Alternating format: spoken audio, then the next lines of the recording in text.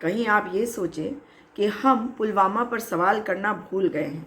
ध्यान भटकाने की आपने बहुत कोशिश करी। सतपाल मलिक जी के द वायर वाला इंटरव्यू जब आया उसके बाद कभी कुछ हो रहा था, कभी कुछ हो रहा था, कभी असम से पुलिस कुछ कह रही थी, कभी उत्तर प्रदेश में कुछ हो रहा था। उसके बाद पूंछ की घटना, पूंछ में जिन 5 जवानों ने, जाबाजों ने अपनी जान इस देश के लिए गंवाई, उस पर तो सवाल है ही, मगर जवाब तो आपको देने होंगे प्रधानमंत्री जी। पुलवामा की घटना में, पुलवामा की घटना जिसमें 40 जाबाजों ने अपने प्राण न्यौछावर कर दिए इस देश के लिए, मगर जिस तरह से उनकी जान गई, जिस तरह का कायराना हमला उस पर किया, और आखिर सतपाल मलिक जी ने जब कहा कि आपसे बात करने पर, जो आप शूटिंग के बीच में या शूटिंग के बाद आपने फ़ोन करके उनसे बात करी और कहा चुप रहो, मैं कहती हूँ डरो मत और बताओ क्यों कहा था चुप रहने को।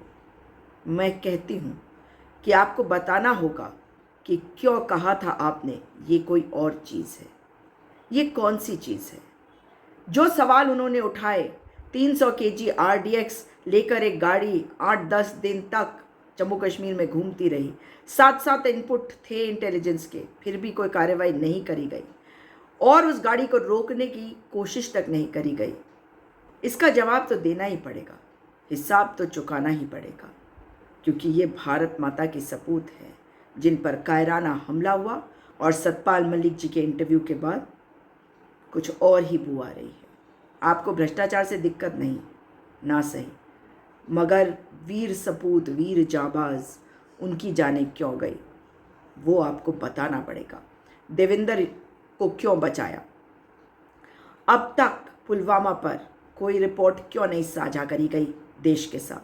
लोकतंत्र है, तानाशाही नहीं कि आप देश को बताएंगे ही नहीं कि इतने बड़े हमले में क्या हुआ, क्यों हुआ, कैसे हुआ।